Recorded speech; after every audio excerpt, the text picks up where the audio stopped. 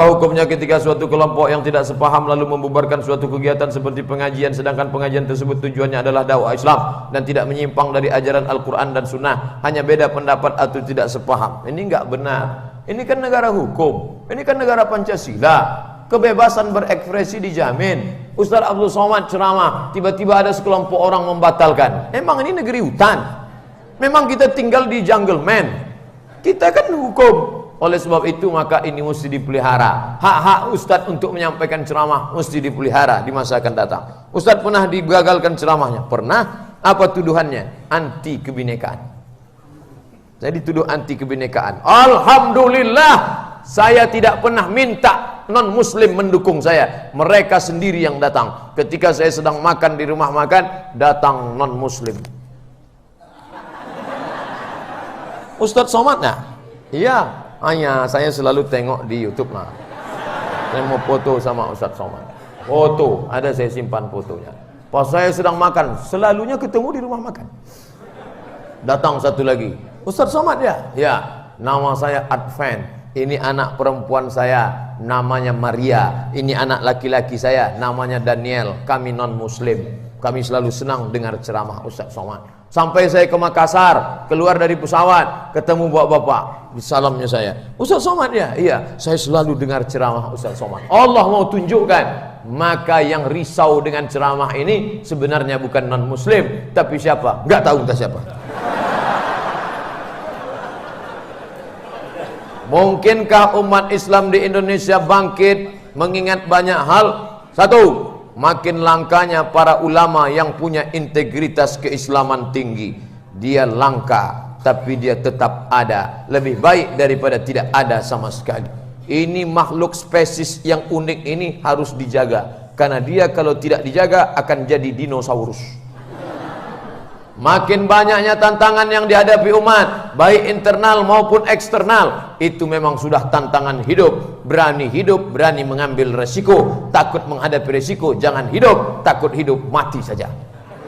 Bendera yang paling mengemuka di Indonesia adalah merah putih, karena itulah realitasnya Indonesia. Ya, merah putih menunjukkan merah darah kita, putih tulang kita. Kalau kau mau hidup, kau hidup dengan darahmu. Kalau tidak, kau mati dengan tulangmu. Maka kau perjuangkan ini. Kau tolong orang susah, kau bantu agama Allah. Kau tidak mesti merubah negara NKRI ini, tapi kau bisa dipayungi oleh perda, peraturan daerah. Siapa yang memperjuangkannya? Anggota legislatif. Suara terbanyak, suara Tuhan menurut demokrasi. 10 anak mau cabut sekolah, yang 9 dididik dengan baik, tidak akan terjadi cabut. Kenapa? 9 anak tidak setuju. Suara terbanyak, suara Tuhan.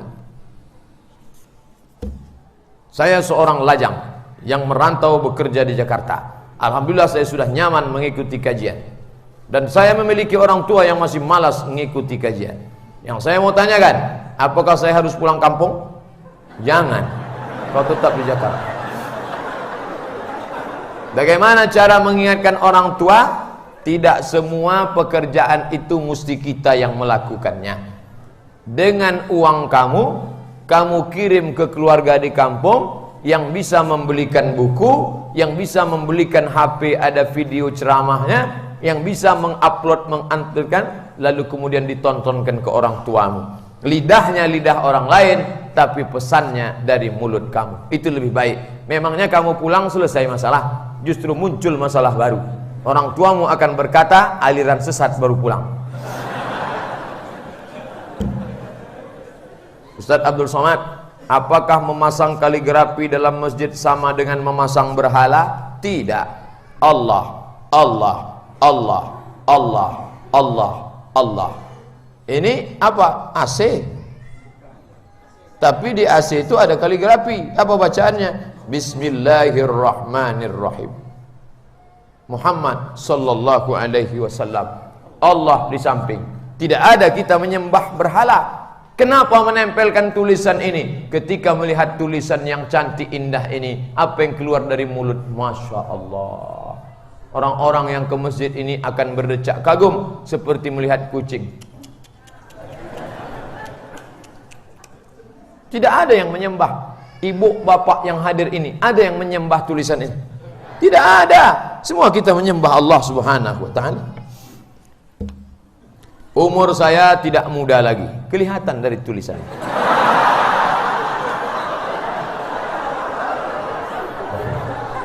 Tapi saya masih suka bergaya seperti anak muda. Saya aja masih suka. Masih suka selfie, pakai celana jeans, kaos dan lain-lain. Apakah haji saya ibadah, sedekah saya gugur? Pakai celana jeans membuka aurat atau menutup aurat? Menutup. Tidak disyaratkan menutup aurat itu harus pakai merek tertentu, kain jenis. Nah, pakai celana jeans laki-laki ya, bukan perempuan. Karena kalau perempuan pakai celana jeans sempit, itu pahanya menjerit. Tolong, tolong. Pakai baju kaos.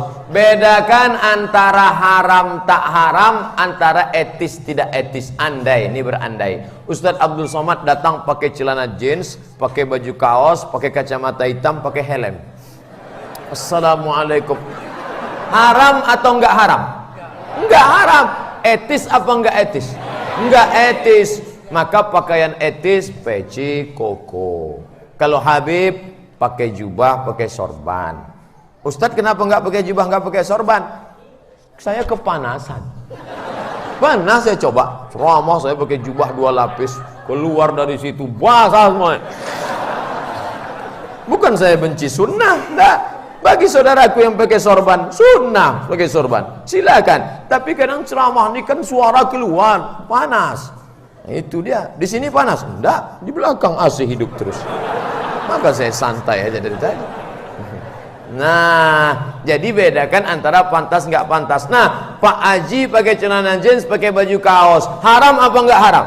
Nggak haram. Pantas apa nggak pantas? Hah, ikhtilaf nampaknya. Yang nggak boleh itu Pak Haji pakai celana pendek, itu baru nggak boleh. Itu Pak Ustadz, Pak Haji itu dulu waktu sebelum berangkat haji pakai celana pendek. Sekarang nggak pakai celana sama sekali. Oh, itu nggak benar. Saya sampai 2:30. Ibu yang kepanasan sabar aja, cepatlah ya Allah, 2:30 nih lama. Apakah wasiat orang tua yang dikala masih hidup memberikan amanah atas suatu harta apabila orang tua sudah meninggal, apakah wasiat itu masih berlaku? Wajib. Wajib ditunaikan wasiatnya. Syaratnya tidak kepada ahli waris. Kalau seorang bapak berwasiat, ini rukuku untuk anakku yang pertama, maka ahli waris yang lain mesti izin. Yang kedua, tidak boleh lebih dari 1/3 harta. Ini aku wasiatkan untuk istri mudaku. Berapa? Semuanya? Enggak bisa. Maka 2/3-nya tetap diambil, dibagikan kepada ahli waris. Itu wasiat harta. Wasiat itu yang dimaksud wasiat adalah harta. Adapun wasiat, kalau aku mati nanti buat kain kafannya, cari kain yang lapuk-lapuk agar malaikat menyangka aku jenazah yang lama, itu tidak mesti dilaksanakan. Kalau kita sholat tarawih atau tahajud, apakah takbiratul ihram itu masih harus dibaca untuk rakaat berikutnya? Ya, Allahu Akbar. Bertakbir membantu kita mengingat Allah. Yang tadi agak-agak lalai-lalai, Allahu Akbar, takbiratul ihram. Ketika mau ruku, Allahu Akbar, namanya takbir intiqal. Bangkit dari ruku, Sami Allahu liman hamidah. Habis itu mau sujud, takbir intiqal. Intiqal artinya pindah dari gigi 1 gigi 2. Allahu Akbar, Allahu Akbar, tetap bertakbir. Takbiratul ihram di awal, takbir intiqal di tengah, ditutup dengan salam. Saya ingin nanya, bagaimana cara menangani masalah poligami yang tidak diizinkan oleh istri pertama?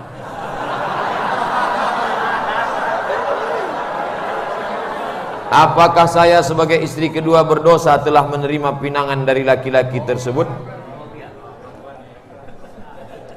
Andai saya pulang ke Pekanbaru, lalu saya katakan ke istri saya, aku sudah menikah di Jakarta sekali, di Sentul sekali, di Jogja sekali. Haram apa halal? Yang ini bilang halal, yang ini bilang haram. Haram. Sah. Menurut hukum fikih sah. selama tidak lebih dari 4. Istri, oh my dear, I want to talk about something. Tentang apa mas? Siji loro telu. Masih sah. Tapi kita tinggal di negara Kesatuan Republik Indonesia, ada namanya KHI, Kompilasi Hukum Islam Indonesia. Untuk menghindari kekacauan di Indonesia, maka Republik Indonesia membuat aturan namanya Kompilasi Hukum Indonesia, tidak boleh menikah istri kedua sebelum ada izin dari istri pertama. Cara ngurusnya nih saya kasih tahu. Matre 6.000. Tahu matre 6.000? Yang nggak punya, saya masih ada nih di dompet. Selalu saya bawa matre. Tempelkan, lalu kemudian bawa. Adinda, mau nggak masuk surga tanpa hisab? Mau. Saya yang bertanda tangan di bawah ini, nama, tempat, tanggal lahir dengan tidak ada unsur keterpaksaan dari pihak manapun, murni ikhlas karena Allah Ta'ala, maka saya izinkan suami saya menikah sekali lagi. Lalu dibawalah ke kantor pengadilan agama. Nanti pengadilan agama akan menyidangkan. Hakim, sidang pertama. Masuk. Apakah benar ini tanda tangan ibu? Dilihat ke matahari oleh hakim. Loh kok bolong? Benar di tanda tangan ibu? Betul Pak Hakim. Saya ulang sekali lagi. Apakah ibu setuju suami ibu menikah lagi? Jangan terlalu lama kau tanya Pak. Ini lama-lama nanti ya. Nah, maka disahkanlah oleh hakim. Selama masalah hukumnya sudah terselesaikan, maka masalah perasaan, maka Islam ini hukum, bukan rasa-rasa, bukan perasaan. Kalau cerita perasaan, maka saya tidak bisa mendampingi dia kalau itu lain cerita. Perempuan punya hak namanya khulu'. Khulu' ingin melepaskan diri. Mas, setelah kujalani 2 bulan rasanya aku goyah, tak sanggup menghadapi hidup ini. Kusangka cintaku tak berbagi, mas. Apa boleh buat? Tek kambing bulat-bulat. Ustadz mau tanya, apakah berdosa apabila waktu tengah malam kita meninggalkan suami kita tidur sendirian? Karena saya sholat tahajud. Karena kalau saya tidur lagi di kamar, sholat subuhnya kesiangan. Ini tempat tidur. Antum sholat di samping. Ambil air wudhu, sholat tahajud. Allahu Akbar. 2 rakaat, 1 salam, 2 rakaat, 1 salam, 2 rakaat, 1 salam, 2 rakaat, 1 salam, tutup witir 3 rakaat. Habis itu tidur. Setel lah jam. Buat jamnya 2. 1 jam yang biasa. Ting, ting, ting, ting, ting. Yang satu lagi yang ada lagunya. Mati. Mati. Nggak mesti pindah ke kamar lain. Saya khawatirnya nanti bapak tuh terbangun, ditengoknya nggak ada, masuk dia ke kamar pembantu. Banyak lagi ceritanya.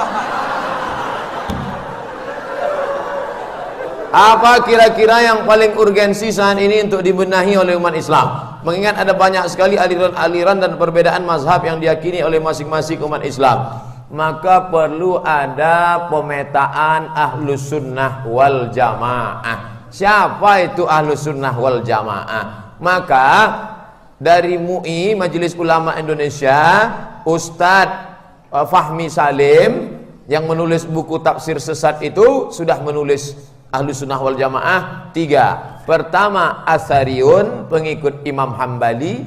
Yang kedua Asy'ariyah, pengikut Abul Hasan Al-Asy'ari. Yang ketiga Abu Mansur Al-Maturidi. Selama dia ikut 3 ini, maka dia adalah Ahlus Sunnah wal Jamaah. Maka di luar Ahlus Sunnah wal Jamaah itu kita harus sepakat, duduklah bersama. Apakah Muhammadiyah itu Ahlus Sunnah wal Jamaah? Ya. Apakah FPI itu Ahlus Sunnah wal Jamaah? Ya. Maka selama dia masih Ahlus Sunnah wal Jamaah, maka terlindungi. Dalam bidang akidah 3, Asy'ariyun, Asy'ariyah, Asy'ariyun, dan Maturidiyah. Sedangkan dalam bidang fikih, Ahlus Sunnah wal Jamaah Hanafi, Maliki, Syafi'i, Hambali. Selama masih Ahlussunnah wal Jamaah, kita tidak kelahi masalah khilafiyah. Sebagaimana caranya menasihati, bagaimana caranya menasihati orang yang sulit menikah, belum berkeinginan untuk menikah. Pertama ditanya dia baik-baik, ente ada selera nggak nengok perempuan? Kata dia, aku nengok perempuan biasa aja, tapi kalau melihat laki-laki baru luar biasa. Ini dia harus diruqyah.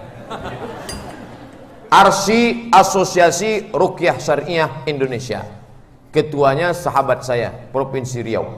Ternyata homo itu ada juga sebab jin. Dia diganggu oleh jin, jinnya jin LGBT.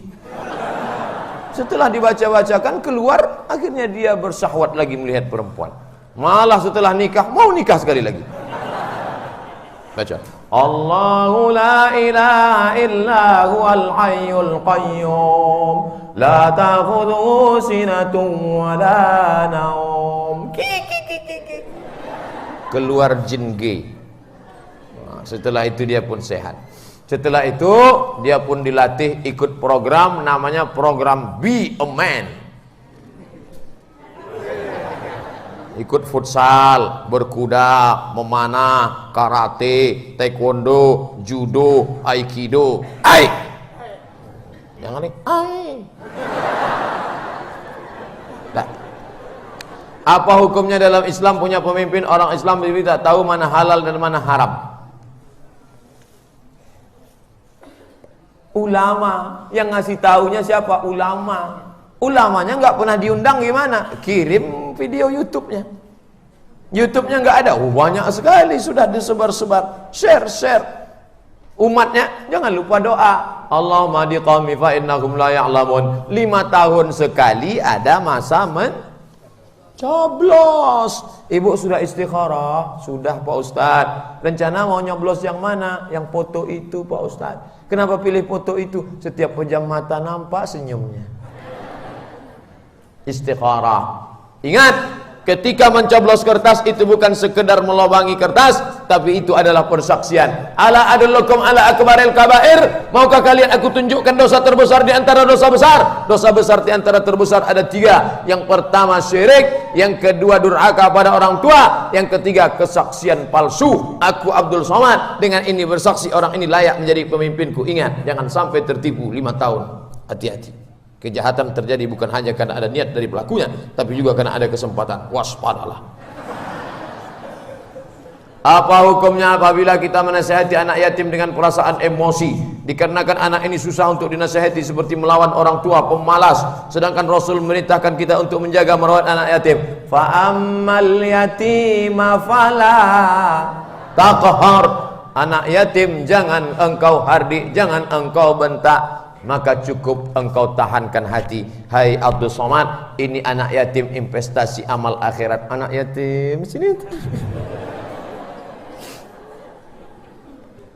Sekolahkan dia, bayarkan uang sekolahnya, ajarkan dia sholat, ajarkan dia. Ana wa kafilul yatim. Aku dan orang yang menyantuni anak yatim kahataini fil jannah, seperti ini nanti di dalam surga. Bayangkan sejauh-jauhnya segini, tak sampai 10 cm. Begitulah dekatnya kita dengan Nabi. Mau dekat dengan Nabi? Santuni anak yatim. Nah, bapak pulang dari sini beli beras 10 kilo, beli minyak 1 kilo, beli gula 1 kilo, beli susu 1 kaleng, beli roti, masukkan plastik hitam, pulang dari sini mampir ke rumah anak yatim. Yang beli bapak, yang ngantarnya ibu. Jangan bapak yang ngantar, nanti mak anak yatim itu cantik pula kelahi.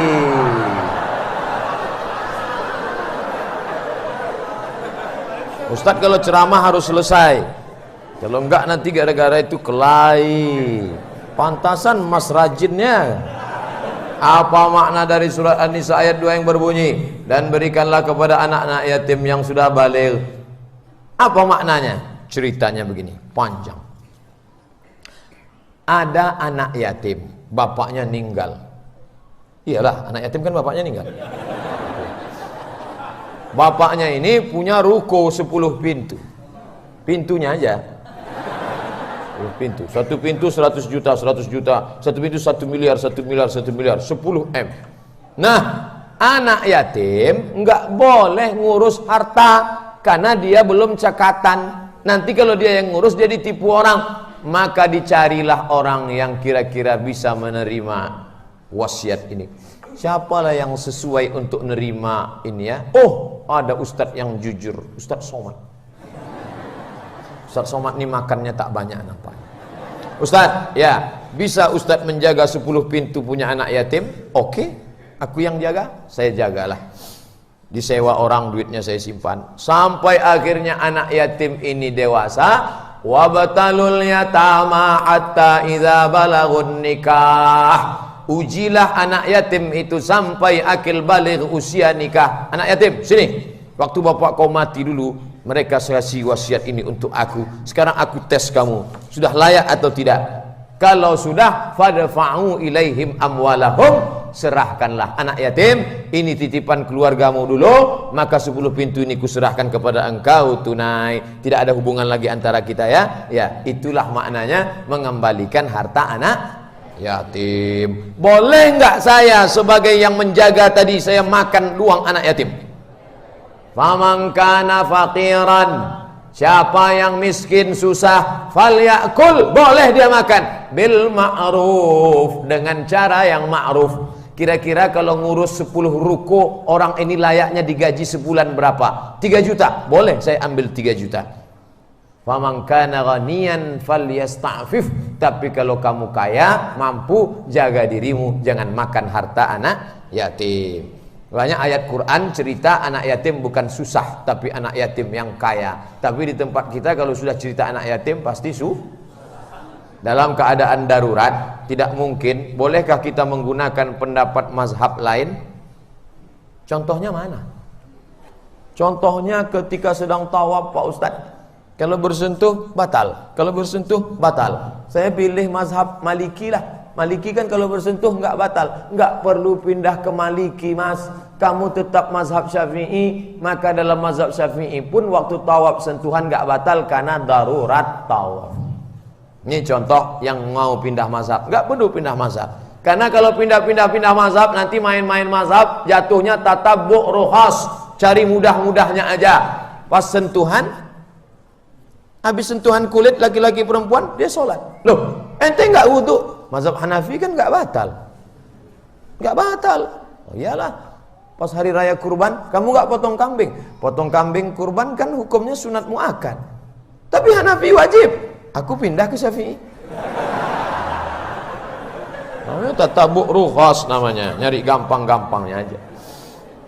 Bagaimana hukumnya seorang suami nikah siri lagi secara diam-diam, bertahun-tahun baru ketahuan? Oh, kamu ketahuan. Enggak ada, saya aja nambah. Di mana pihak istri yang sah tidak mengetahui? Saya cuma kasihan suami sudah tua, belum sempat belajar Quran, majelis ilmu, jadi waktunya habis untuk urusan itu. Mohon penjelasannya Pak Ustadz. Baru aja dapat WA kemarin, ada seorang istri, suaminya baru meninggal, datang janda ngaku istri kedua. Apa tindakan saya Pak Ustadz? Kamu bersabar, jangan sebut buruk aib suamimu daripada dia berzina. Dia sudah berbuat baik. Tapi sakit hati Pak Ustadz. Siapa yang tak sakit? Aku aja merasakan sakitnya.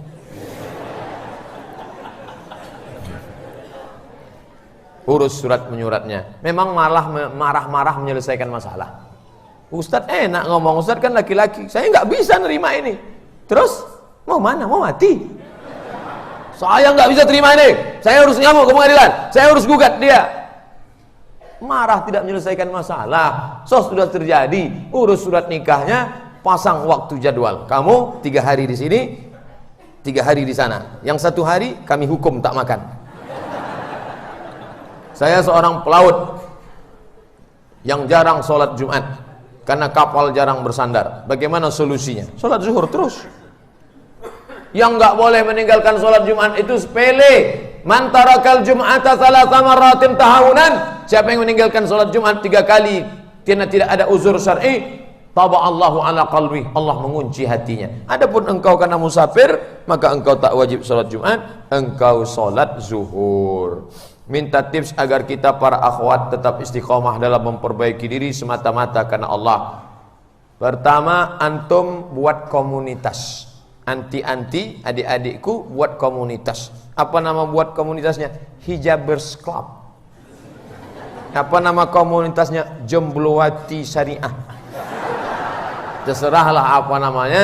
Buat pengajian rutin berkala, buat grup. Jangan sampai berteman yang kira-kira merusak keistiqomahan. Sering-sering ngelihat orang sakit, pulang dari sini mampir ke rumah sakit. Assalamualaikum. Waalaikumsalam.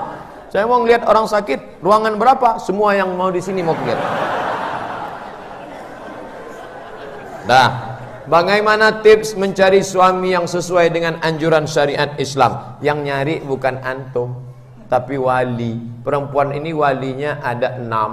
Ayah, kakek, abang, adik, adik ayah, abang ayah, paman. Ada 6. 6 ini yang mencarikan.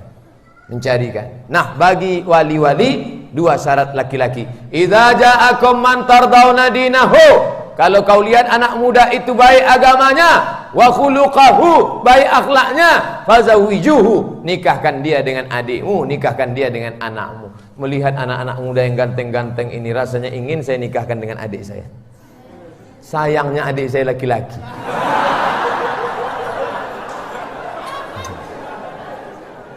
Kalau kau nikahkan dia karena hartanya, harta akan binasa. Kalau kau nikahkan dia karena sukunya, berapa banyak bangsawan, bangsa yang hidup di awan, tapi cepat dicopot. Kenapa? Karena melanggar pantangan suku. Tapi nikahkanlah dia karena taat beragama dan baik akhlaknya. Kami sebagai petugas bandara setiap hari pasti ada barang yang tinggal. Kami umumkan hanya di hari itu saja. Setelah itu kami simpan menunggu pemilik barang mencarinya. Sekarang banyak barang tertinggal milik penumpang yang menumpuk. Kalau kami memakai barang tersebut, apa hukumnya? Haram. Karena ada hukum aslinya diletakkan di masjid. Setiap hari Jumat dilihat yang punya. Sekarang kita dengan zaman sekarang, maka mesti dibuat tempat laporan di setiap airport sehingga orang bisa cek. Setelah sekian tahun buat tanggalnya. Barang ini tanggal sekian. Setelah sekian tahun tidak ada, baru menjadi milik. Kalau pakai jangan. Tidak ada barokahnya. Mungkin hari itu untung, 2 bulan ke depan hilang lebih banyak daripada itu. Kita hidup ini kan mau cari barokah. Apakah uang tips itu riba? Tidak. Tapi kalau dia merusak etos kerja, maka dia masuk gratifikasi. Hukum menerima THR parcel dari perusahaan lain, bukan tempat kita kerja, yang masih satu lingkungan. Ini kambing saya, ini kambing zakat. Nabi marah. Apakah kalau kamu duduk di rumahmu ada orang yang datang mengantarkan kambing untuk kamu? Kamu dapat kambing itu karena kamu diangkat menjadi petugas negara, maka itu gratifikasi, kembalikan kepada negara. Hukum barang kantor dipakai untuk keperluan pribadi. Wa may yaghlul, siapa yang curang, yaghlul ya'ti bima ghalla yaumal qiyamah, dia akan membawa kecurangannya nanti hari kiamat. Jangan heran nanti di akhirat ada orang yang memikul kertas 3 rim, membawa kecurangan hari kiamat. Ada yang memikul Toyota Avanza plat merah. Semua kecuranganmu di akhirat akan kau bawa menghadap Allah. Apa hukum meninggalkan sholat karena pekerjaan yang tugasnya harus tetap standby? Oke, yang tadi pelaut tidak pernah mendarat, sekarang di airport kan di darat terus. Di airport ada masjid, ada non muslim, pas shift sholat non muslim jaga. Enggak semuanya non muslim, muslim, ganti-gantian. Jumat ini kamu yang sholat zuhur, Jumat depan kamu yang sholat Jumat. Jangan sampai tiap Jumat tinggal terus. Kalau lewat Halim lagi, kabari kami ya Pak Ustadz. Insya Allah.